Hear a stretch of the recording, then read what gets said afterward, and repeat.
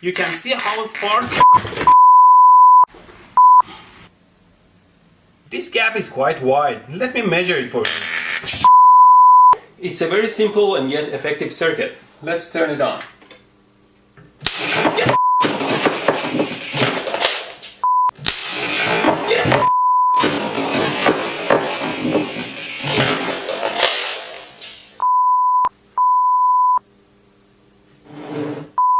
The skin here is quite sensitive to temperature and you can tell the temperature quite accurately.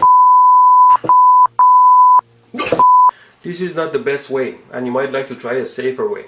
Oh, and don't drop the iron on your pants. It's almost finished now. Just need another piece of wire. What did I do? What the f*** did you do?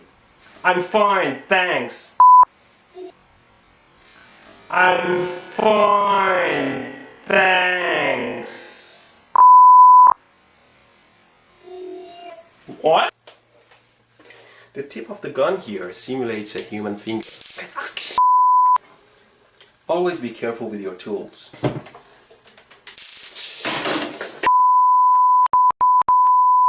That side needs to be connected to ground or negative.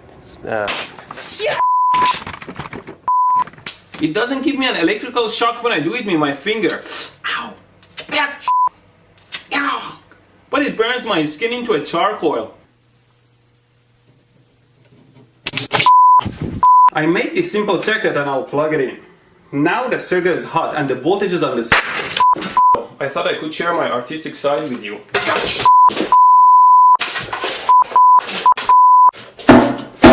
Screw part can break off the glass part and gets stuck in the fixture.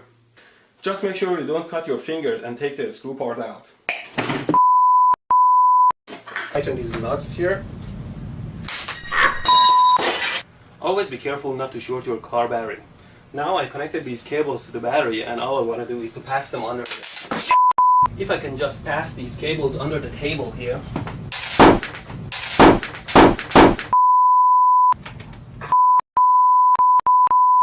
It on with my power supply here.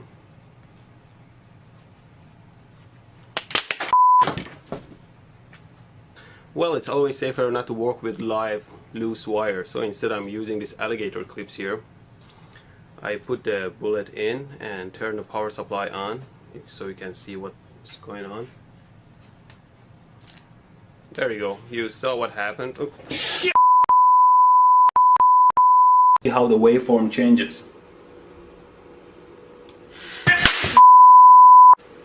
Capacitor.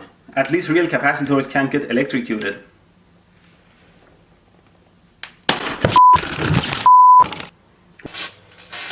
Why doesn't it hurt? What kind of sorcery is this? Did it decide not to hurt?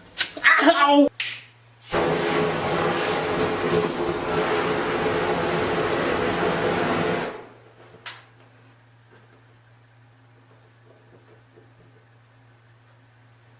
Nope, it doesn't work at all. Don't touch hot stuff.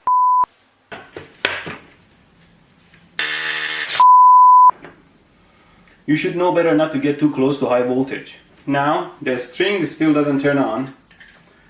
Now I'll use the taser. Ow! As I mentioned in my other video, a power supply like this one that can generate 70 amps doesn't necessarily hurt you at all if the voltage is set very low. Observe. No! Who the hell set this to 25 volts? Now let's reduce the voltage level and increase the frequency all the way to 60 Hz. I shocked my ass sitting on these live wires. Always clean up the lab, otherwise something will bite you in the ass.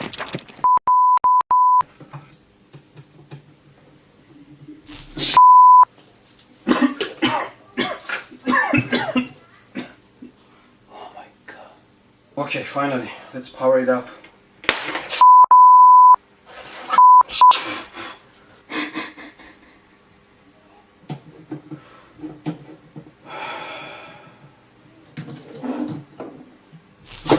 Here's the power supply at 4 volts and I'm going to connect this thin wire to it, and you can see how the wire melts and burns under wires and I can't even feel it because the voltage is not high enough.